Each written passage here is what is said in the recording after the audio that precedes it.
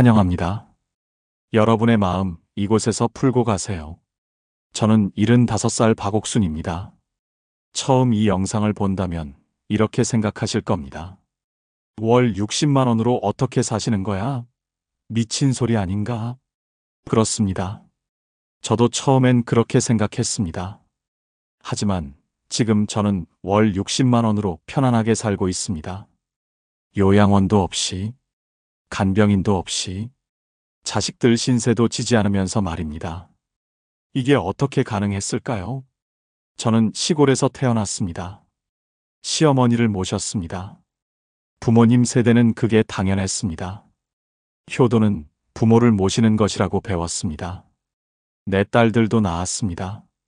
손주들이 생겼을 때는 정말 행복했습니다.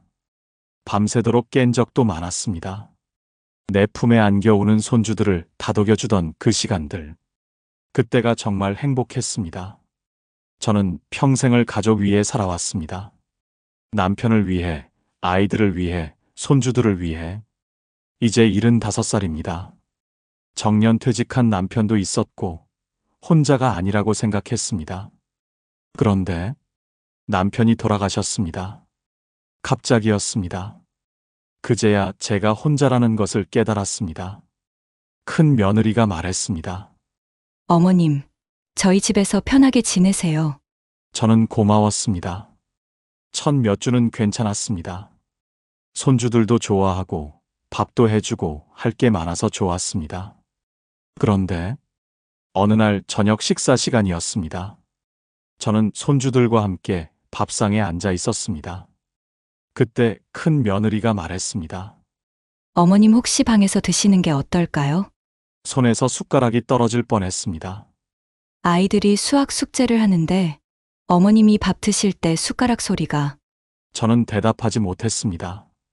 그렇게 저는 밥을 혼자 방에서 먹게 되었습니다. 처음엔 괜찮다고 생각했습니다. 하지만 생각해보니 이건 단순한 이동이 아니었습니다. 밥상에서 사라진다는 건 뭘 의미하는 걸까요? 가족의 일원에서 점점 손님이 되어간다는 뜻이었습니다. 작은 딸 집에 가서 며칠을 있었습니다. 거기서도 비슷했습니다. 엄마, TV 소리 좀 줄여주실래요? 밤에 화장실 가실 때 조심해주세요. 애들이 깬대요. 심지어는 엄마, 밤에 물을 조금만 드시면 안 될까요? 그 말을 들었을 때 가슴 안쪽이 서서히 식어갔습니다. 아, 이제 나는 누군가의 불편함이 되었구나. 그날 밤 물잔을 들었다가 그냥 내려놓았습니다. 75년을 살면서 처음 느껴본 것이었습니다. 내가 여기서 있어도 되는 걸까? 밤에 물도 마실 수 없고 화장실도 조심스럽게 가고 점점 작아져가는 것 같았습니다. 천장을 바라봤습니다. 한참을 바라봤습니다. 내가 평생 가족을 위해 살았는데 이제 난 부담이 된 건가? 내가 짐이 된 건가? 부모님을 모시던 그 시절이 떠올랐습니다. 그때 저는 얼마나 당연하게 했을까요? 자녀와 함께 사는 게 당연하지. 그렇게 생각했습니다. 근데 이제 저는 자식들이 문을 닫는 걸 느낍니다. 아이들 때문만은 아닐 겁니다. 아이들도 힘들 것입니다. 직장도 불안정하고 아이들 교육비도 어마어마하고 제 노후까지 책임져야 하니까요. 그래서 생각했습니다. 사실 저는 약간의 지병이 있었습니다. 고혈압, 당뇨병 같은 것들. 아무것도 아닌 것처럼 보이지만 관리가 필요했습니다. 그렇다면 간병인을 고용하면 어떨까요? 그렇게 결정했습니다. 월 450만 원. 그게 뭔가 하는 생각도 들었습니다. 하지만 저는 선택했습니다. 처음엔 정말 좋았습니다. 할머니, 오늘 뭐 해드릴까요? 맛있는 거요? 저는 이분이 정말 좋았습니다. 약도 챙겨주고, 진료 약속도 관리해주고, 집 청소도 해주고, 저는 편했습니다. 그런데 일주일이 지나니까 달라졌습니다. 할머니, 다른 집에서는 고기도 자주 해드렸었는데 식비를 좀 더 주시면 제가 더 신경 써서 챙길 텐데. 그리고 어느 날은 한숨을 쉬었습니다. 할머니, 이렇게 검소하시면 제가 밥을 하는 보람이 없어요. 저도 사람인데. 월 450만 원도 부족했습니다. 저는 또 깨달았습니다. 내가 이 돈을 써서도 행복하지 못한데 내 딸들은 나중에 뭘 할 수 있을까? 그래서 요양원을 알아봤습니다. 큰딸이 몇 군데를 찾아주었습니다. 어머니, 시설도 좋고 간호사분들도 친절하대요. 저는 그곳을 봤습니다. 깨끗했습니다. 시설도 좋았습니다. 하지만 오전 6시 벨이 울립니다. 눈을 뜨기도 전에 불이 켜집니다. 일어나고 싶어서가 아니라 기상시간이기 때문입니다. 오전 7시 식당으로 갑니다. 아침밥이 잘 넘어가지 않아도 꾸역꾸역 먹어야 합니다. 남기면 안 되니까요.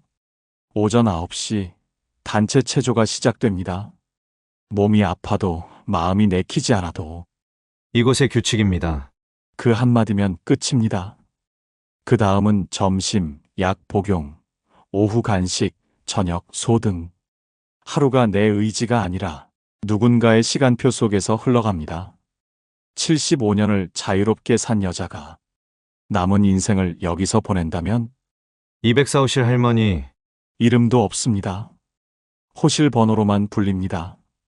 그리고 더 무서운 게 있었습니다. 같은 방을 쓰는 할머니는 밤새 코를 곱니다. 도저히 잠을 이룰 수 없습니다. 새벽마다 깹니다. 옆방 할머니는 새벽마다 소리를 지릅니다. 악몽인지 혼잣말인지 매일 밤 반복됩니다. 이곳은 함께 사는 곳이었습니다. 하지만 저는 점점 더 외로워졌습니다. 혼자 있는 것보다 더 외로웠습니다. 3일 만에 나왔습니다. 천장을 봤습니다. 한참을 봤습니다. 나는 이제 어디로 가야 하나? 자식들 집도 안 되고 간병인도 못 되고 요양원도 싫은데 나는 그 밤이 가장 길었습니다. 그리고 깨달았습니다. 왜 나는 남들이 정해놓은 길만 따라가고 있었을까? 자녀와 함께 사는 게 당연하다고 해서 그렇게 했고, 간병인을 쓰는 게 최선이라고 해서 시도해봤고, 요양원이 마지막이라고 해서 가봤고, 하지만 전부 실패했습니다. 돌아온 건 외로움과 절망뿐이었습니다. 그렇다면 정해진 길을 따르지 않고 제가 새로운 길을 만들 수는 없을까요? 먼저 집을 안전하게 만들었습니다. 혼자 살면서 가장 무서운 게 뭘까요? 넘어지는 것. 갑자기 건강이 나빠지는 것. 그럼 누가 도와주지? 그래서 스마트 시스템을 설치했습니다. 매일 아침 알람이 울립니다. 오늘 날씨는 흐리고 낮 기온은 22도입니다. 약 드실 시간입니다. 이제 약을 깜빡하는 일이 없습니다.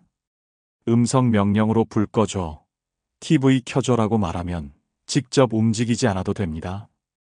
이 나이 먹으면 조금만 움직여도 피곤합니다.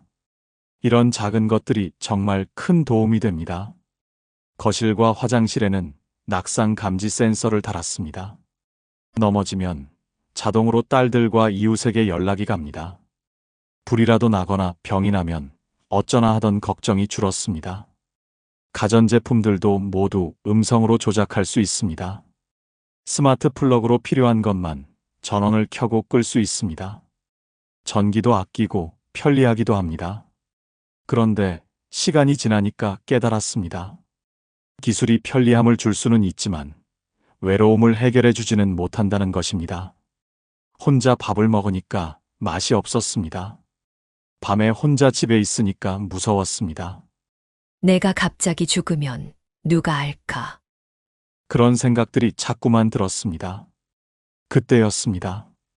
아파트 단지에서 비슷한 또래 여자분들을 만났습니다. 똑같이 혼자 사는 분들이었습니다. 커피를 마시면서 이야기를 나눠봤습니다. 다들 비슷한 얘기였습니다. 자식들 집에 가도 눈치가 보이고 혼자 살기엔 너무 외롭고 요양원은 절대 못 가겠고. 그럼 우리 함께 할 수 없을까? 그 말이 나왔을 때 저는 희망을 느꼈습니다. 우리는 5명이 시작했습니다. 60대 후반부터 70대 초반의 여자분들이었습니다. 첫 번째로 한 건 밥을 함께 먹기였습니다. 월요일, 수요일, 금요일에 누군가 집에서 밥을 하고 우리가 함께 먹자. 규칙은 간단했습니다.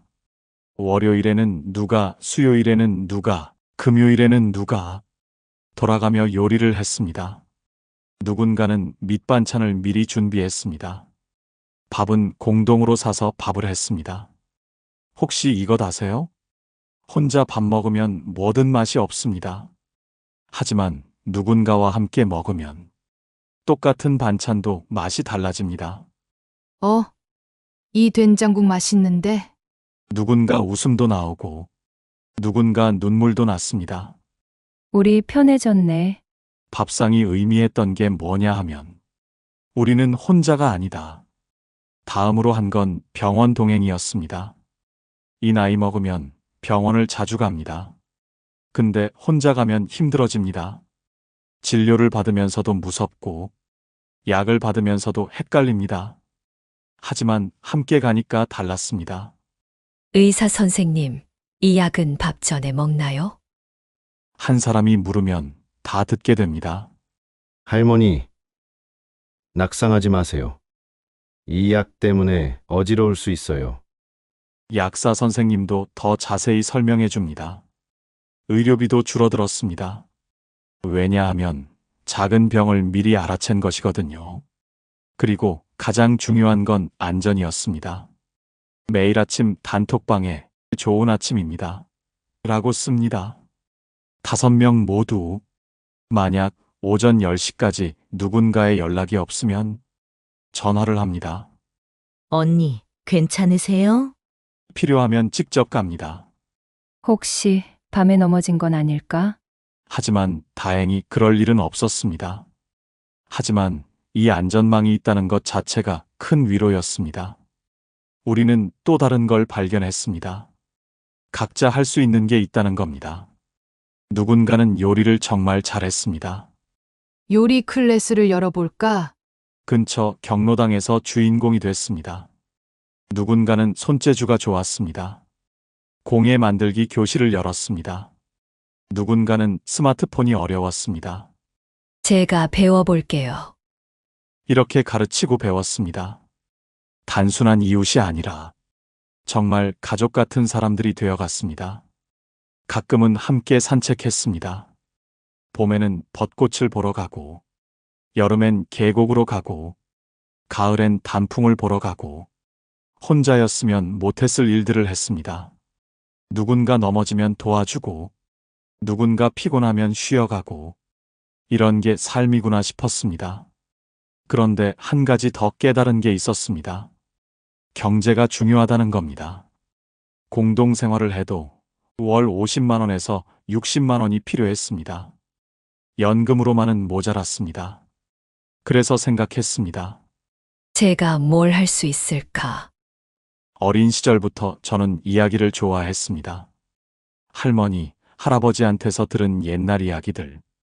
저는 손주들한테도 들려줬습니다. 그럼 이웃 아이들한테도 들려줄 수 없을까요? 아파트에 전단지를 붙였습니다. 할머니가 옛날 이야기를 들려줍니다. 월 강의료 5만 원. 처음엔 손주 친구 한두 명이 왔습니다. 그런데 학부모들이 반겼습니다. 우리 아이가 처음으로 TV를 안 본대요. 그렇게 이야기 교실이 생겼습니다. 월 사회 강의, 한 달에 20만 원이 들어왔습니다. 그리고 또 한 가지를 배웠습니다. 스마트폰으로도 돈을 벌 수 있다는 겁니다. 아이가 유튜브에 영상을 올려보라고 했습니다. 엄마의 노후 생활 노하우. 처음엔 정말 서툴렀습니다.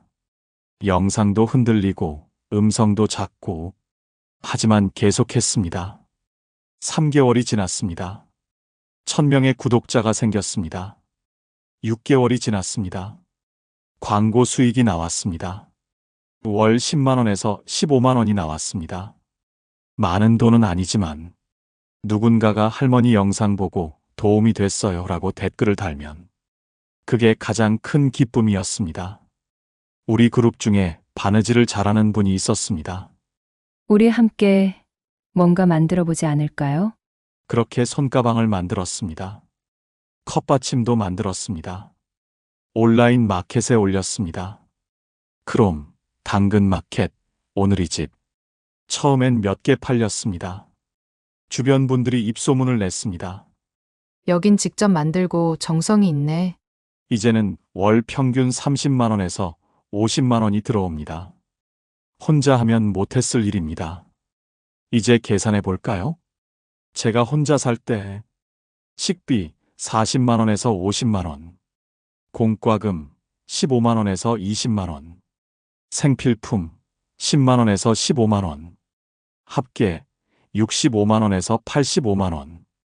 이제 우리 5명이 함께 공동 식비 1인당 20만 원에서 25만 원, 공과금 1인당 5만 원에서 8만 원, 공동 생필품 1인당 5만 원, 개인 필수비 5만 원에서 10만 원, 합계 35만 원에서 50만 원, 이야기 강의 월 20만 원, 유튜브 월 10만 원에서 15만 원, 수공예 월 30만 원에서 50만 원.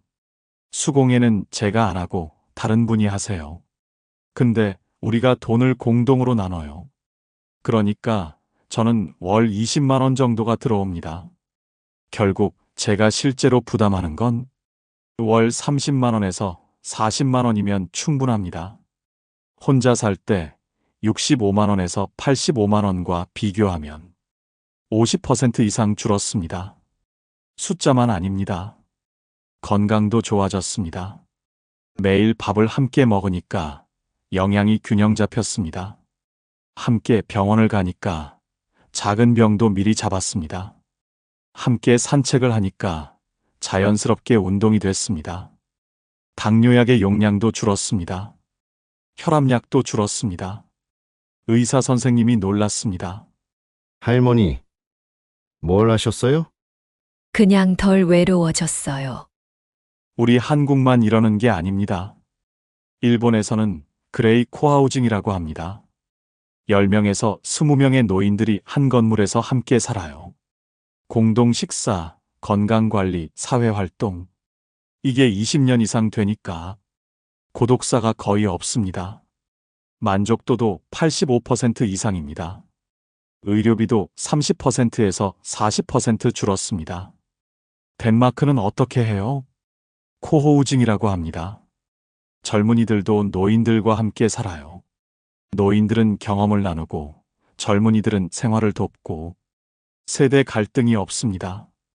덴마크가 세계에서 가장 행복한 나라라는데 아마 이게 한 이유일 겁니다. 미국은 어떻게 해요? 시니어 커뮤니티라고 합니다. 200만 명 이상이 이렇게 살아요. 건강 수준에 따른 맞춤형 서비스를 해요. 여행도 가고 취미 활동도 하고 아침이 되면 자연스럽게 눈이 떠집니다. 알람이 아니라 자연스럽게 햇빛이 창을 통해 들어옵니다. 단톡방을 열어요. 좋은 아침입니다. 15명의 또래들이 좋은 아침 하고 답장합니다. 누군가 밥을 해뒀어요. 따뜻한 밥을 먹습니다.